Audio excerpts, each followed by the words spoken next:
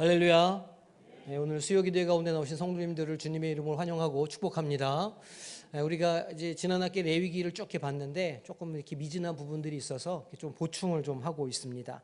오늘은 이제 22장에 나오는 그 먹는 음식에 관한 이야기를 좀 더 이제 이어가기를 좀 소망하는데요. 그 레위기의 주제가 뭐라고 했죠?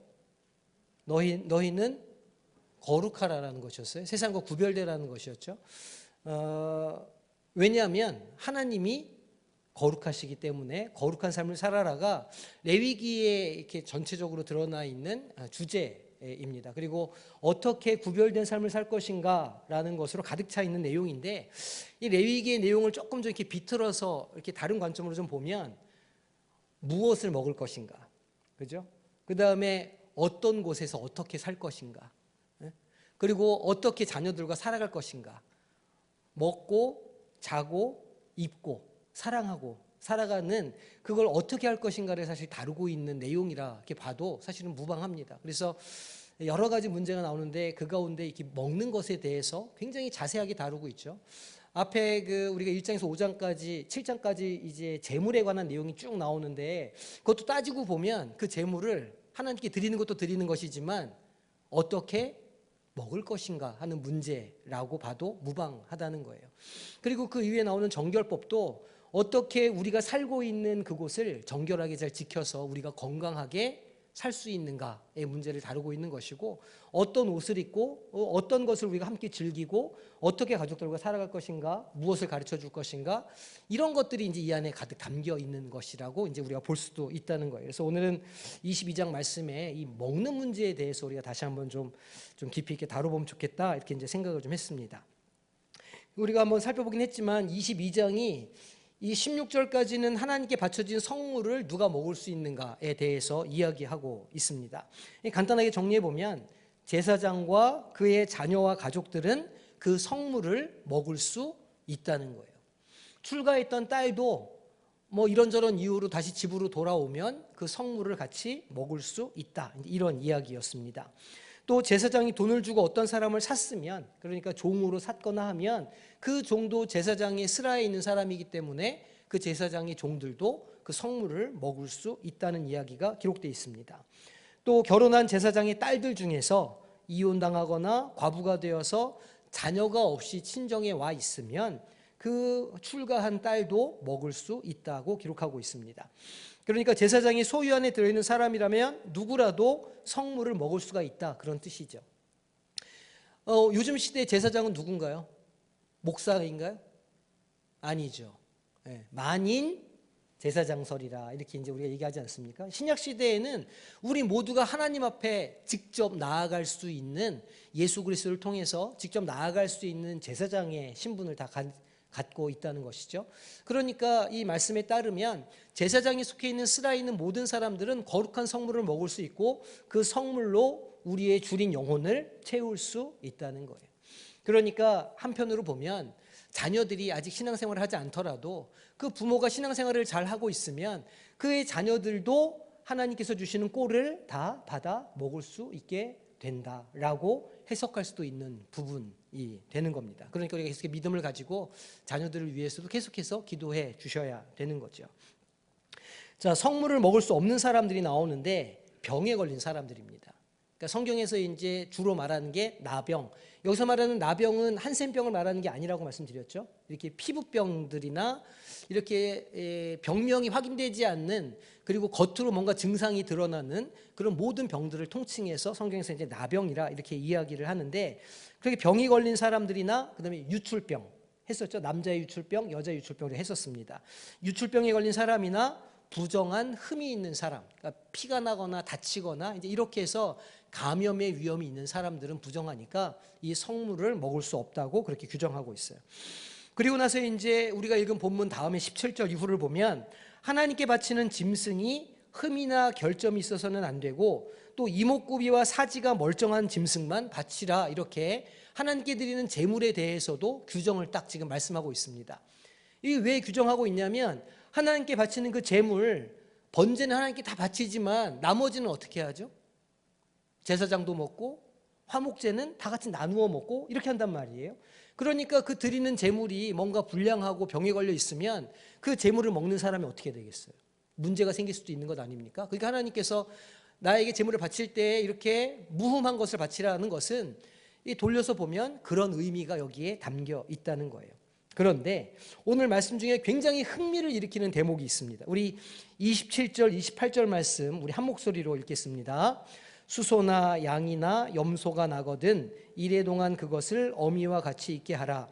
여덟째 날 이후로는 여호와께 화제로 예물을 드리면 기쁘게 받으심이 되리라.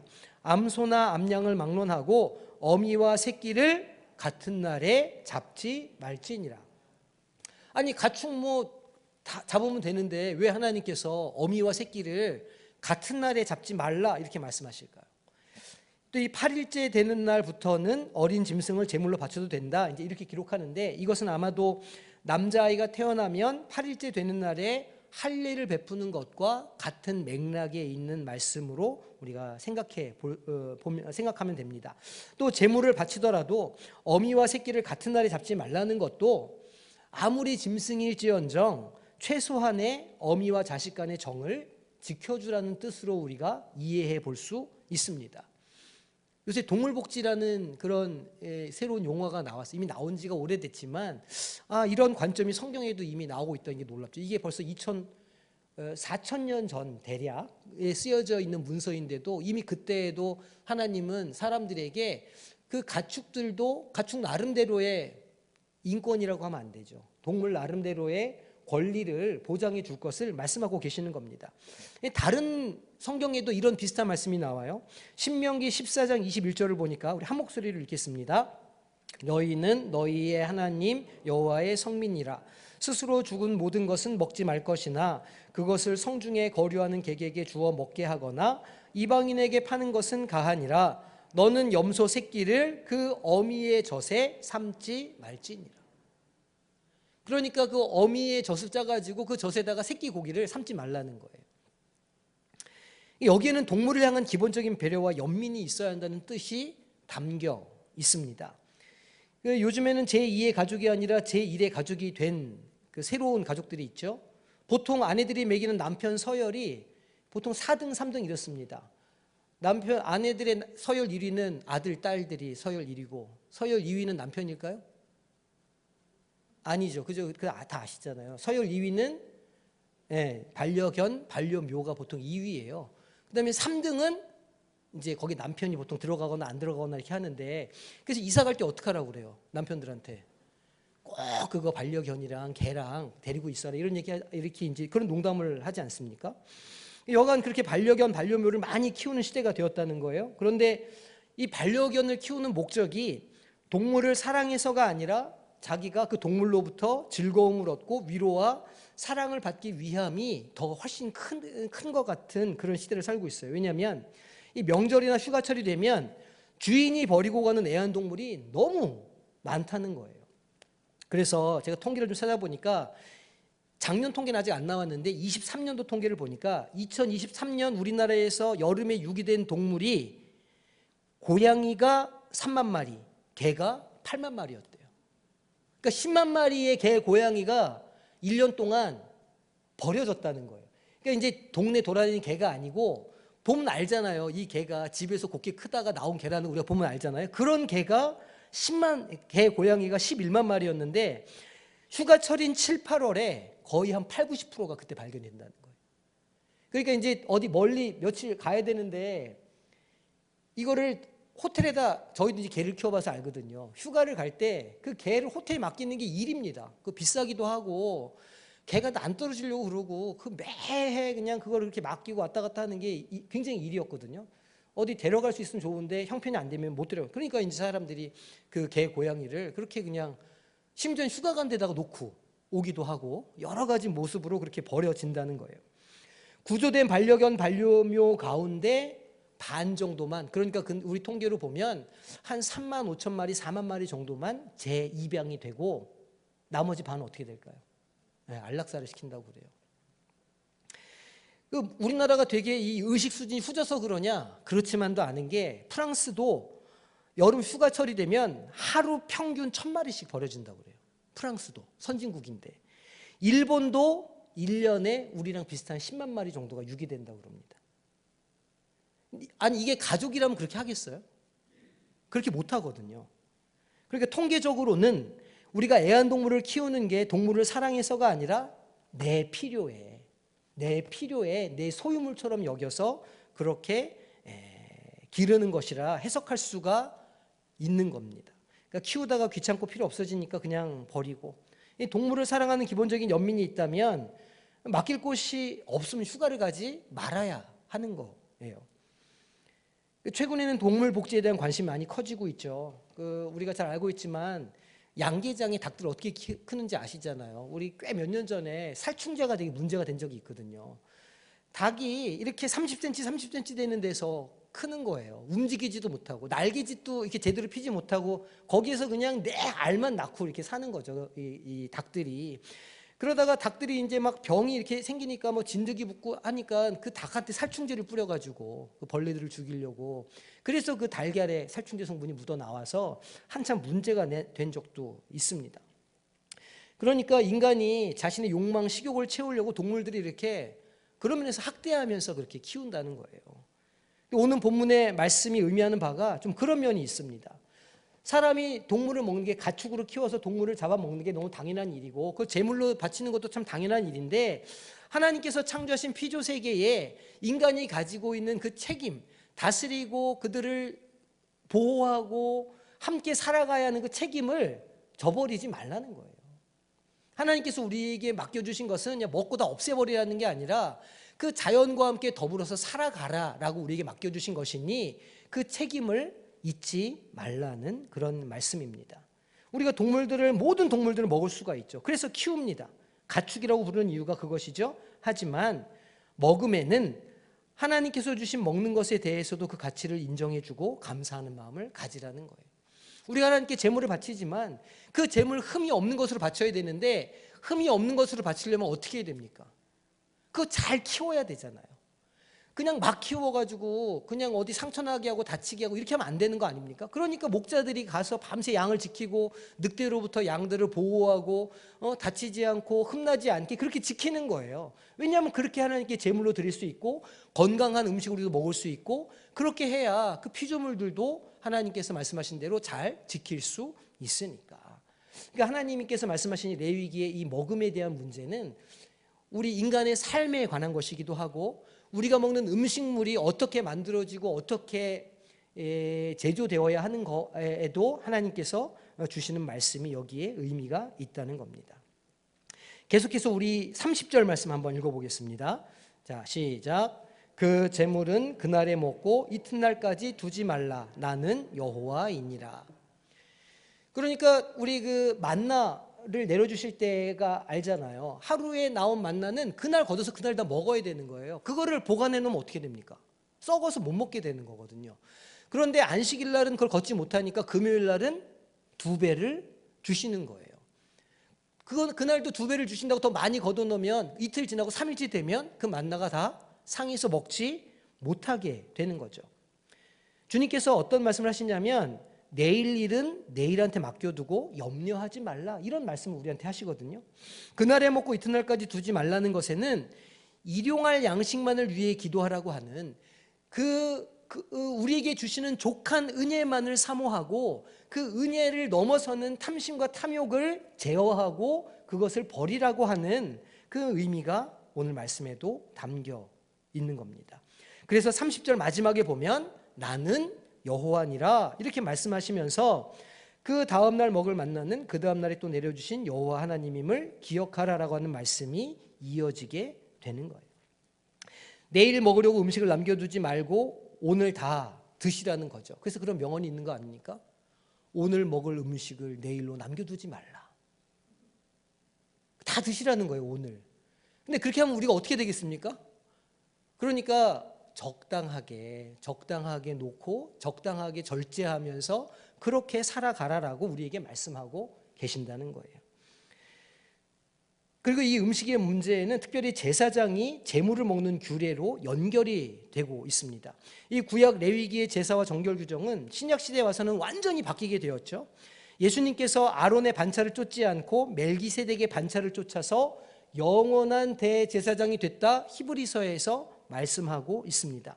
그래서 우리는 대제사장 되신 예수 그리스도를 믿음으로 예수님을 따라 우리 또한 제사장의 반열에 서게 되었죠. 그래서 우리는 모두 왕 같은 제사장으로 세움을 받은 사람들이라는 거예요.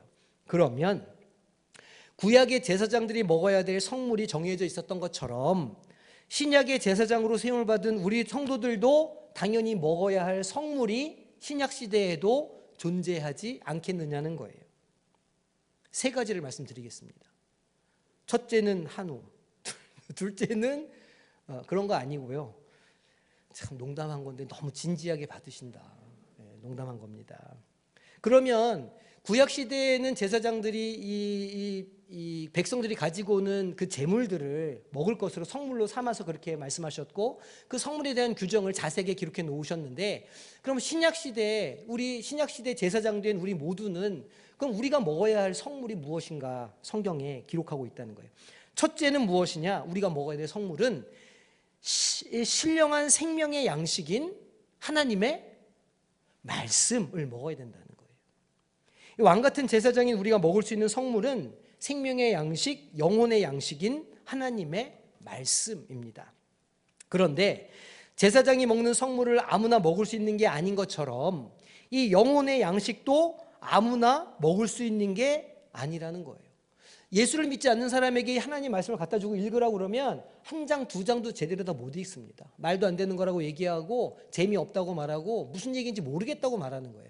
왜냐하면 그들의 영안이 열려있지 않기 때문이죠.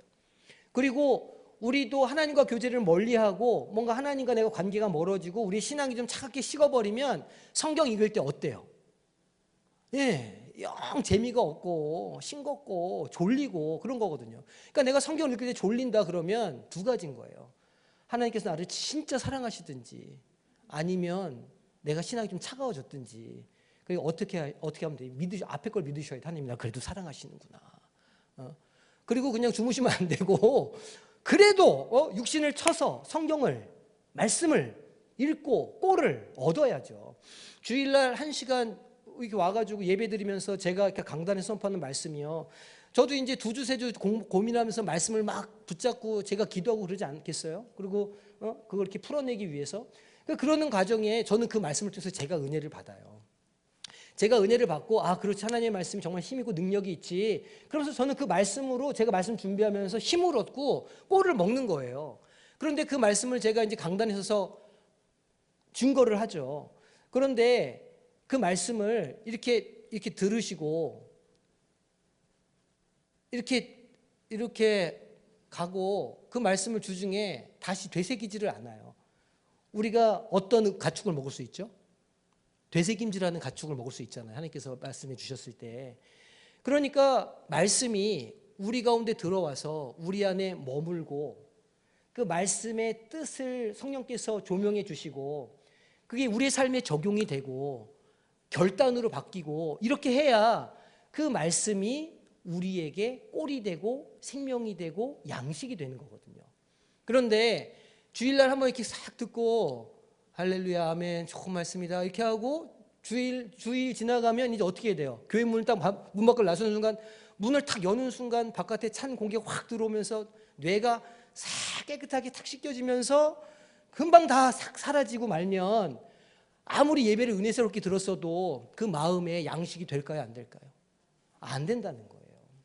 그러니까 적으시면 좋고 그 말씀 외우셔도 좋고 그렇게 해가지고 일주일 내내 그 말씀 붙잡고 씨름을 하셔야 비로소 그 말씀이 나에게 꼴이 되고 양식이 되는 거거든요. 그러니까 내가 주일날 교회 가서 한번 말씀 들었다고 내 신앙이 그냥 막 저절로 자라고 깊어지지 않는다는 거예요. 제가 자주 말씀드리잖아요. 그러니까 영혼의 양식 또한 아무나 그냥 그렇게 쉽게 먹을 수 있는 게 아니에요. 오직 택한 하나님의 백성들만 먹고 그 은혜를 누릴 수 있고 또 그 말씀을 사모하는 사람들만이 그 양식을 먹고 내 입에 꿀처럼 달다고 생각하는 그 경험하는 그런 사람들만이 하나님의 은혜에 깊이 참여할 수 있다는 거예요. 물론 그렇게 안 해도 하나님께서 우리를 은혜로 인도해 주시고 복을 내려 주시지만 그 하나님이 주시는 복을 분별하고 그걸 받아 누릴 수 있는 사람들은 말씀을 우리 신비 가운데 새겨서 이걸 나의 것으로 만들고 살아보려고 하고 애쓰는 그 영적인 노력이 있는 사람들이 주님 안에서 성장하고 참된 믿음의 능력을 가질 수 있게 된다는 거예요. 주님께서 광야 40일 동안 금식기도 하시고 사탄의 시험을 받으셨잖아요. 첫 번째 유혹이 뭐였을까요? 돌을 떡으로 만들라는 거였어요. 그러니까 사탄은 우리의 약점을 정확하게 알고 접근하는 거죠. 돈이 궁한 사람은 돈으로 유혹하고, 먹는 것을 좋아하면 맛있는 음식으로 유혹하는 거예요. 갖는 거 이런 거 좋아하면 쇼핑으로 우리를 유혹하고, 취미생활 좋아하면 그렇게 들로 산으로 우리를 유혹하는 것이죠. 살면서 돈을 좋아하고 맛있는 음식 좋아하고 신상 좋아하고 취미생활 하는 거예요. 그 죄가 아닙니다. 그 좋은 거예요. 하나님께서 우리에게 즐기라고 주신 것이거든요. 하지만 그런 것들 때문에 우선순위가 바뀌어서 하나님 앞에 나아가는 일에 방해가 되면 우리는 때로는 결단해야 되는 것이죠. 멈추어 서서 하나님보다 이것이 앞에 있으면 내가 이것을 절연히 끊어내겠다, 이런 결단이 필요한 겁니다. 하나님 앞에 나아가는 일을 방해하는 어떤 사탄의 유혹도 능히 승리할 수 있으시기를, 주님께서 무엇으로 이겨내셨죠? 그것을 하나님의 말씀으로 이겨내셨다는 거예요. 그런 말씀의 능력을 덧입으시는 성도님들이 되시기를 소망합니다. 주님께서 이 말씀을 하신 때가 40일 동안 아무것도 못 드시고 그 줄이신 후에 이제 이런 유혹을 받으셨잖아요. 우리는 한두 끼만 굶어도 허기가 지고 손발에 힘이 없어지는 겁니다. 그죠? 밥심으로 산다, 우리가 보통 이렇게 말하지 않습니까?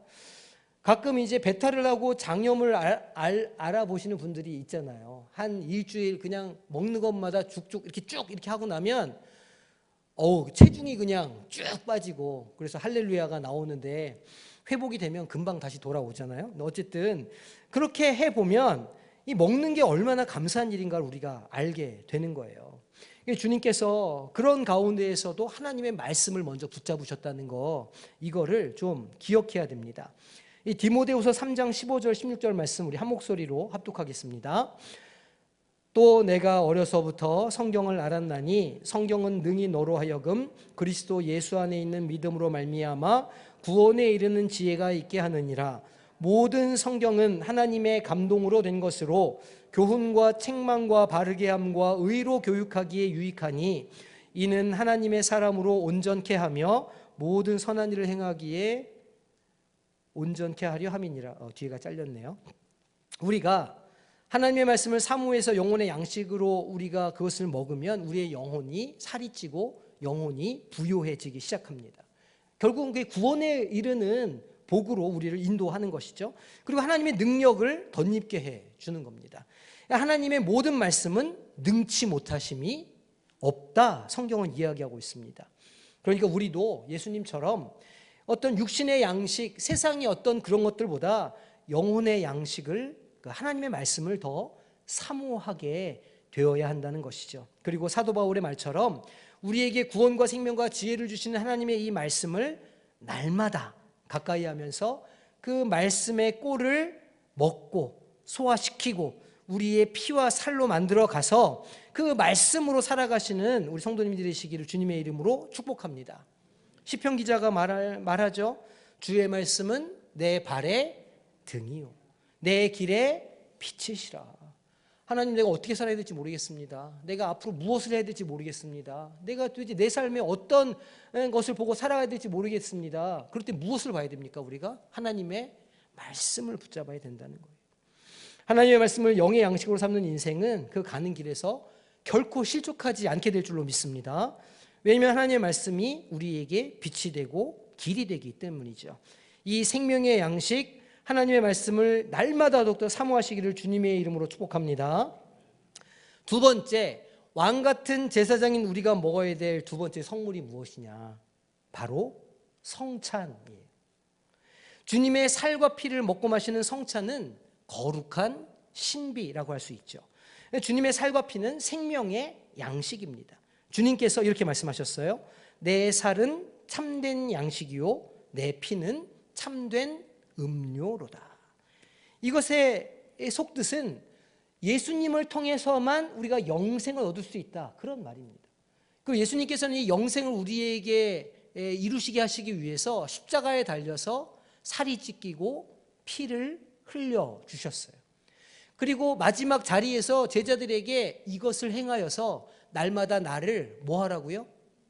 기념하라고. 그게 원래 무슨 뜻이라고요? 헬라어로 아남네시스, 재현하라 이렇게 말씀하셨어요.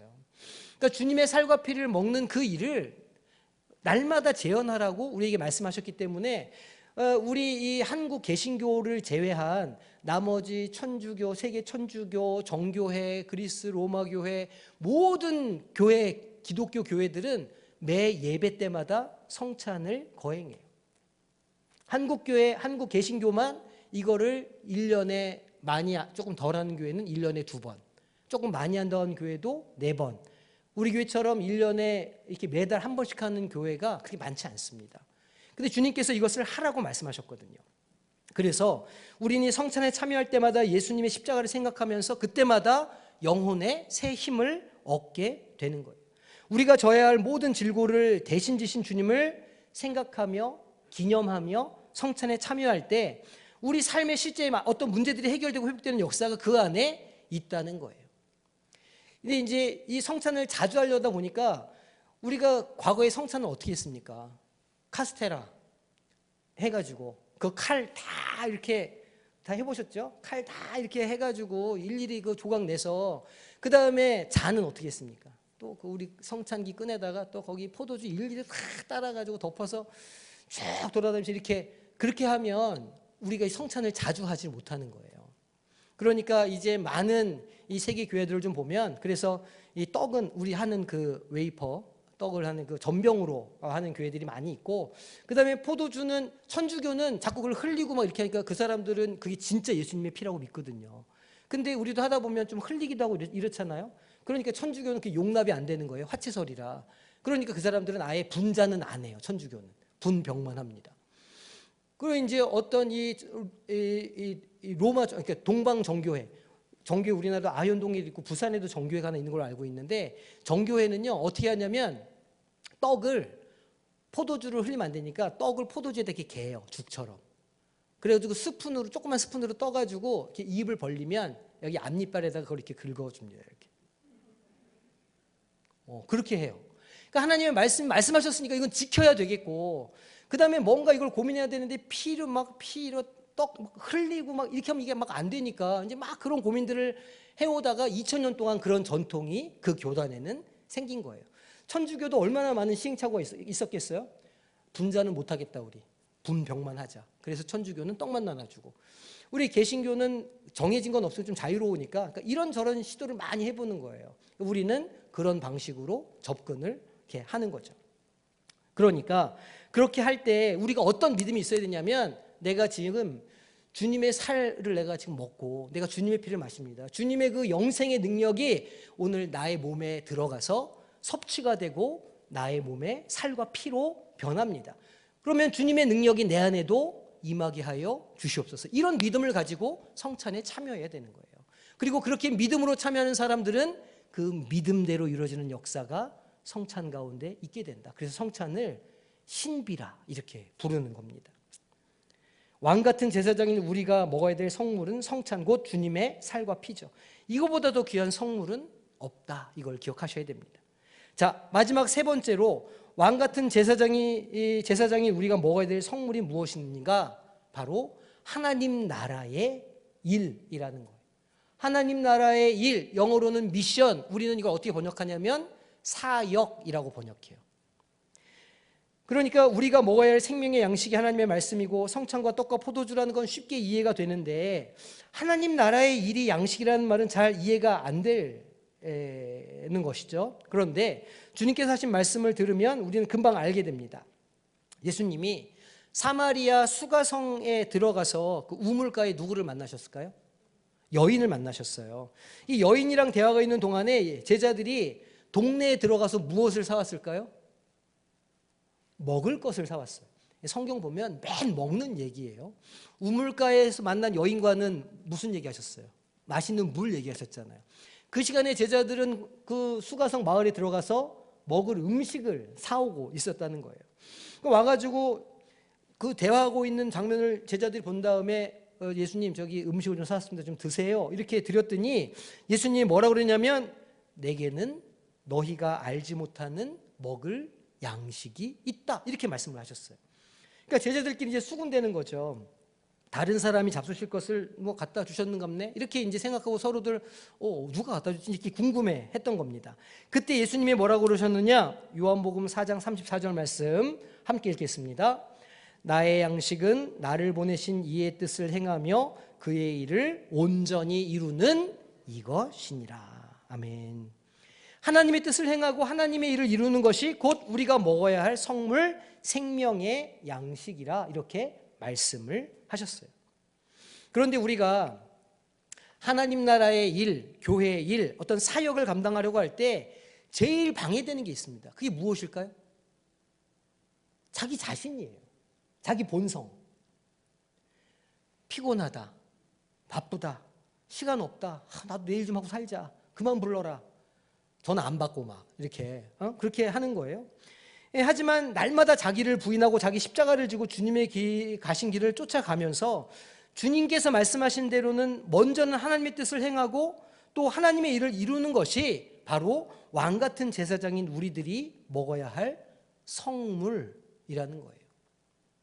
생각해보면 우리는 밥과 반찬을 먹으면서 우리의 이 육신을 유지하는 것 아닙니까? 이걸 유지하잖아요. 그러면 우리는 하나님 그 주님의 그 살과 피를 먹으면서 우리의 영혼의 생명을 유지해요. 꼴을 먹으면서. 그러면 그냥 그렇게 우리가 이게 살아있는 것만으로 우리가 살고 있다 말하지 않아요. 우리 삶에는 의미가 있어야 되잖아요. 우리 삶에는 뭔가 가치가 있고 우리 삶이 어떤 방향을 향해서 나아가야 그 삶이 비로소 의미 있는 인생, 가치 있는 인생이 되는데 그게 무엇이냐? 그리스도인들에게 하나님의 일이라는 거예요. 하나님의 일을 감당하지 않은 인생은 그래서 허무한 겁니다. 자기 열심히 일하죠. 세상에 나가서 우리 그 생업을 위해서 열심히 일하시고 열심히 살아가요. 근데 그것만으로는 우리 인생이 그냥 마냥 행복해지지 않는다는 거예요. 왜냐하면 그리스도인들, 왕같은 제사장들에게는 그 인생을 가치 있게 만들어줄 하나님께서 우리에게 주신 사명이 있기 때문에 그 하나님의 일을 감당할 때야 비로소 우리가 생명력이 생기고 기쁨이 생기고 감사가 생기고 나아갈 방향과 힘과 능력이 생기게 된다는 것이죠. 그러니 하나님께서 우리에게 맡겨주신 사명을 날마다 감당하는 것 또한 우리가 매일 먹어야 할 성물이다라는 것을 잊지 마시기를 소망합니다. 자, 정리하겠습니다. 자, 구약의 제사장이 먹는 성물처럼 왕같은 제사장으로 먹어야 할 성물이 세 가지가 있다고 그랬어요. 제일 첫째가 생명의 양식 되시는 하나님의 말씀을 먹자. 그냥 설교 듣는 것으로는 안 된다. 그거는 부족하다. 뭘 하라고 그랬어요? 말씀을 읽고 또 뭐 하셔야 돼요? 그렇죠. 외우시고 또 그것대로 살아보기로 결단하고 매일매일 이것을 삶에서 우리가 노력하지 않으면 우리의 신앙이 자랄 수 있다 없다? 자랄 수 없다. 그러니까 매일 하나님의 말씀을 가까이 하시기를 주님의 이름으로 축복합니다. 두 번째 우리가 먹어야 될 성물이 뭐라고요? 성찬이라. 주님의 살과 피를 먹음으로 우리는 주님과 한 몸이 되고 우리 모두가 한 몸이 되어서 우리 안에 주님께서 주시는 생명력으로 넘치게 된다. 그리고 그 주님의 생명의 능력이 우리 안에서 역사하고 일하게 된다. 그러니 감기 걸리고 아프고 아프시고 이럴 때 성찬에 믿음으로 참여해 보시면 치유하시는 역사가 있다는 것을 경험하게 되신다는 거예요. 자, 그래서 성물을 먹어야 된다. 마지막 세 번째 무엇을 먹어야 된다고 그랬어요? 하나님의 일, 사역, 우리에게 맡겨주신 사명, 우리에게 맡겨주신 삶의 목적, 이것을 이루기 위해서 날마다 앞으로 나아가셔야 된다는 거예요. 그렇게 할 때 우리가 하나님께서 주시는 그 생명의 놀라운 능력들을 다 발휘할 수 있게 된다는 것이죠. 자, 계시록 2장 7절, 계시록에 이제 이 말씀이 많이 나오는데 우리 한 목소리로 계시록 2장 7절 말씀 앞부분만 읽어보겠습니다. 귀 있는 자는 성령이 교회들에게 하시는 말씀을 들을지어다. 하나님의 말씀은 들을 끼 있는 자만 들을 수 있다는 거예요. 똑같은 본문, 똑같은 시간, 똑같은 목사의 설교라고 해도 아멘으로 화답하는 사람들이 있고 어떤 때는 막 감동이 되시는 분들이 있는가 하면 어떤 분들은 그냥 그 시간이 너무 재미없고 지루하신 분들이 있을 수도 있거든요. 그게 왜 그런가? 그 성령의 역사 때문에 그런 거예요. 수요기도회 아카데미에 나오는 우리 제자된 성도 여러분들은 하나님의 말씀에 아멘하고 성령의 날마다 의지하심으로 그 하나님의 말씀을 받아 먹을 때마다 그 심령 가운데 말씀의 능력이 샘솟아나게 되실 줄로 믿으시기를 소망합니다. 그리고 하나님의 뜻과 하나님의 나라의 일을 통해서 영혼의 양식을 날마다 채워가고 또 그 능력으로 살아가시기를 축복합니다. 이 성도가 아닌 사람은 영혼의 양식을 먹을 수가 없죠. 또 먹어도 힘과 능력을 경험할 수가 없어요. 하지만 예수님을 영접한 우리 모두는 영혼의 양식을 먹을 수 있고 먹으면 우리 안에 새 힘이 넘쳐나는 줄로 믿으시기를 소망합니다.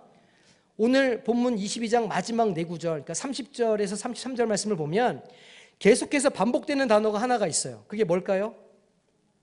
30절의 마지막에 뭐라고 말씀하시죠? 나는 여호와니라. 31절 마지막에 나는 여호와니라. 32절 마지막 절에도 나는 여호와요. 33절에도 나는 여호와니라. 다른 장에도 여호와 하나님의 이름이 여러 번 언급되고 있는데 이렇게 4번이나 연속해서 하나님의 이름이 언급되는 곳은 성경이 없어요. 특히 32절 한번 보겠습니다. 너희는 내 성호를 속되게 하지 말라. 나는 이스라엘 자손 중에서 거룩하게 함을 받을 것이니라. 나는 너희를 거룩하게 하는 여호와요 라고 경고하고 계시는 거예요. 뭘 하라고요? 뭘 하지 말라고요? 하나님의 거룩한 이름을, 성호를 속되게 하지 말라. 속되다는 게 어떤 거예요? 세상 것, 구별되지 않는 것이라는 뜻이에요. 속되다는 것은 하나님의 거룩한 이름을 세상에 속된 것과 섞지 말라는 거예요. 세상의 그 수많은 일들, 우리가 쫓고 우리가 바라보고 우리가 생각하고 우리 안에 가득 차 있는 그 세상 일들로 하나님의 이름을 갖다 붙여가지고 하나님의 이름을 세상 것처럼 만들지 말라는 거예요. 오늘 본문 말씀뿐만이 아니라 우리에게 주시는 하나님의 모든 말씀은 여호와 하나님의 거룩한 이름을 위해서 지켜져야 한다, 그런 뜻이죠. 하나님의 말씀을 믿고 따르는 사람들은 먼저 구원을 받게 됩니다. 그리고 땅을 유업으로 받게 되죠. 그리고 복을 받아요. 무병장수예요. 그리고 하늘의 상급도 받게 돼요. 그런데 우리가 하나님의 말씀을 듣고 그 말씀에 순종하며 말씀대로 지켜야 하는 진짜 이유가 무엇이냐? 우리가 복받기 위해서? 우리가 이 땅에 어떤 것들을 유업으로 받기 위해서? 아니에요. 우리가 하나님의 말씀을 지켜야 하는 첫 번째 이유는 여호와 하나님의 거룩한 이름을 거룩하게 만들기 위해서, 그 자녀된 우리가 아버지의 이름에 먹칠하지 않기 위해서, 그리스도인이라고 하는 사람들이 예수 그리스도의 그 이름을 욕되지 않게 하기 위함이 첫 번째라는 거예요. 그러니 오늘 주신 말씀대로 매일매일 성령을 좇아서 하나님의 말씀을 묵상하고 그리고 성찬에 참여하고 그리고 하나님의 일을 잘 감당해서 하나님의 이름을 속되게 하지 않는 거룩한 하나님의 이름이 우리를 통해서 계속 거룩하게 영광을 받으시도록 하는 삶을 살아가는 우리 모든 성도님 되시기를 주님의 이름으로 축복합니다. 기도하겠습니다. 하나님 감사합니다. 오늘 레위기 말씀 22장 말씀을 통해서 우리 먹는 것에 대해서 또 우리가 묵상했습니다. 주님께서 우리에게 에덴 동산을 창조하시고 모든 것을 다 먹으라고 하셨고, 그리고 또 레위기와 신명기 말씀을 통해서 거룩한 먹음에 대해서 우리에게 말씀해 주십니다. 그리고 이제 오늘 우리가 예수 그리스도 통해서 제사장으로 이 자리에 서 있습니다. 하나님, 오늘 우리가 먹을 것들 하나님의 꼴을 먹고 성찬을 대하고 하나님의 일을 감당할 때에 하나님의 거룩한 이름이 우리로 인하여 속되는 일이 없도록 우리를 지켜주시고 성령으로 인도하여 주시옵소서. 감사드리며 예수님의 이름으로 기도하옵나이다. 아멘.